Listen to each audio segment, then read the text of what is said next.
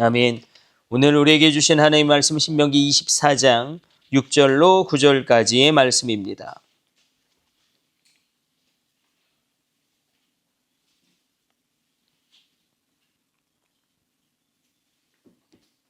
우리 같이 읽습니다.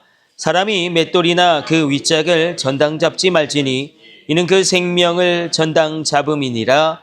사람이 자기 형제 곧 이스라엘 자손 중 한 사람을 유인하여 종으로 삼거나 반 것이 발견되면 그 유인한 자를 죽일지니 이같이 하여 너희 중에서 악을 제할지니라. 너는 나병에 대하여 삼가서 네 사람 제사장들이 너희에게 가르치는 대로 내가 힘써 다 지켜 행하되 너희는 내가 그들에게 명령한 대로 지켜 행하라. 너희는 애굽에서 나오는 길에서 내 하나님 여호와께서 미리암에게 행하신 일을 기억할지니라. 아멘. 오늘 본문의 말씀은 하나님께서 사회의 약자들을 위하여 특별히 보호하시는 율법이기도 합니다. 하나님께서 특별히 약한 자들에 대해서 어떻게 그들의 생존권을 보장하실지 율법으로 규정하고 계신데, 첫 번째는 맷돌을 윗짝을 저당 잡지 말아라. 고대 근동에서는 이 맷돌로 어떻게 보면 굉장히 중요한 것이죠. 그걸로 갈아서 생계를 유지하고 음식을 만들어 먹을 수 있기 때문에 만약에 맷돌을 뺏어가면 빚을 갚지 않는다는 이유로 맷돌을 저당 잡히게 되어지고 뺏어가면 정말 생계를 유지할 수가 없게 됩니다. 그래서 인간의 기본적인 생존권을 반드시 너희가 보장해야 된다. 말씀도 그러하고 믿음도 그러하고 신앙도 그러합니다. 개인의 변화에 그치지 않고 이 변화가 가정에까지 영향을 미치고, 그리고 국가 단위, 민족 단위, 거시 구조적인 그 모든 것을 바꾸게 하는 능력과 힘이 있기 때문에 하나님께서는 이 큰 틀을 만드십니다. 특별히 여기서 나오는 약한 사람, 세 사람이 등장하죠. 그러니까 저당 잡힌 사람, 그리고 나병에 걸린 사람, 그리고 이렇게 또 하나님 안에서 여기 보게 되어지면 그 하나님 안에서 이들도 여전히 있다. 그리고 심지어는 두 번째 규례는 굉장히 가혹하죠. 죽이라는 것인데 인신매매한 자를 죽여라. 그래서 율법은 굉장히 거칩니다. 그리고 정확합니다.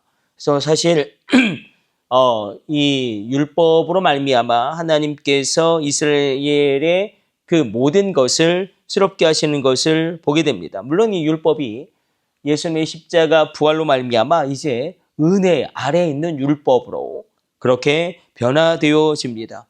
이렇게 사실 그래서 민주주의의 발전도 성경에 근거하죠. 천부인권 사상도 하나님이 한 인간에게 주신 아주 기본적인 생존권이 있다. 그것으로 말미암아 민주주의가 발달하게 된 중요한 원인이기도 합니다. 그래서 믿음이 좋다, 성령으로 충만함을 받았다. 그것은 개인의 변화로만 그치는 것이 아니라 가족에게까지 그 영향력이 확대되어지고, 그리고 그가 선 땅까지 그 영향력이 파급되어지고, 그리고 거시 구조적인 국가 단위 아니면 민족 단위까지 변화를 얻게 됩니다. 그래서 예수님을 잘 믿는 나라들은 일부 일체제로 갈 수밖에 없고, 기독교로 국교를 선포한 나라들은 우상이 제거되어지는, 그리고 미신을 타파하게 되어지는 그런 일들이 일어나게 됩니다. 우리 선교 역사도 마찬가지죠. 복음이 들어오면 반드시 학교가 세워지고 병원이 세워집니다.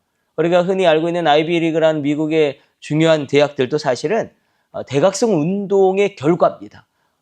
놀랍게 부흥이 일어남으로 말미암아 교육을 어떻게 할 것인가. 그래서 사실 프린스턴 대학교도 마찬가지죠. 그냥 통나무로 신학교 지은 거고, 하버드도 마찬가지고, 이렇게 부흥이 일어나게 되어지면 사회 구조적인 그런 단위까지 변화가 생기고, 그리고 특별히 인권에 대한 굉장한 관심을 가지게 됩니다. 하나님께서 그래서 이미 성경의 이 천부인권 사상이 굉장히 강렬하게 기반으로 잡혀 있기 때문에, 그래서 오늘 이 약한 세 사람도 여전히 나의 안에 있다. 그리고 문둥병 걸린 사람에 대해서도 미리암은 사실 모세의 친누나이고 선지자임에도 불구하고 그럼에도 불구하고 짐밖에 격리하죠. 7일 동안 격리하죠. 부정과 정함의 규례는 사실 이렇게 건강에까지도 굉장히 긴밀하게 연결되어져 있기 때문에 이 문둥병에 대해서 하나님은 이렇게 너희가 삼가고 그것을 구별해서 문둥병에 걸린 사람을 짐 밖에 두어라. 그렇게까지 말씀하심으로 말미암아 그것이 구조적인 사회의 보호망을 만드십니다. 약자에 대한 관심은 계속 나오죠. 그래서 특별히 구약의 3대 약자로 여겨지는 고아와 과부와 나그네에 대한 하나님의 관심을 우리가 계속 발견하게 됩니다. 우리가 그래서 기도하고 한 사람이 변화되어짐으로 말미암아 성경은 그렇죠. 한 사람으로 말미암아 능히 한 시대가 구원함을 얻을 수 있습니다. 이것을 믿으시길 축복합니다. 한 사람이 변화되어짐으로 말미암아 능히 한 시대도 구원함을 얻게 됩니다. 그래서 한 사람이 깨어있느냐 깨어있지 않느냐. 사실 소돔과 고모라가 무너진 이유도 의인 10사람을 찾지 못하였기 때문에 그러나 만약에 의인 10사람, 그러니까 하나님의 관심은 우리가 생각하는 것처럼 너무나 악해서 그 도시가 무너지고 심판을 받는 것이 아니라 하나님을 찾는 10사람이 없기 때문에 망하는 것이죠. 그러니까 한 나라가 망하는 것도 그 나라의 악이 관영하고 물론 그런 것도 있겠지만 더 본질적으로는 하나님 마음에 합한 사람, 그 한 사람이 없음으로 말미암아 그 모든 것이 무너지게 되는 것임을 우리는 성경을 통해서 보게 됩니다. 그러므로 오늘 내가 기도하는 한 사람이 된다는 것은 정말로 그렇습니다. 기도 없는 민족보다 기도하는 한 사람이 더 강합니다. 기도로 말미암아 우리가 하늘 문을 열기를 원하고 하나님께서 이렇게 약한 자들의 생존권을 보장해라. 약한 자들의 생존권을 너희가 외면하지 말고 함부로 그들의 생명을 취하지도 말고 그리고 인간의 생명을 도구로 삼는 자는 반드시 죽여라. 반드시 죽여라. 그래서 율법은 굉장히 하나님의 공의가 명확하게 드러나죠. 예. 그러니까 인신매매한 사람은 돌로 죽여라. 그래서 굉장히 강하게 하나님의 율법이 하나님의 공의가 드러납니다. 오늘도 이 새벽에 우리가 하나님께 기도함으로 말미암아 우리의 기도로 말미암아 내가 변화되어짐으로 말미암아 이 나라까지도 변화될 수 있음을 우리가 확신함으로 말미암아 나아갈 때에 하늘문이 열려지는 큰 은혜의 은총이 우리 가운데 있게 될 것입니다.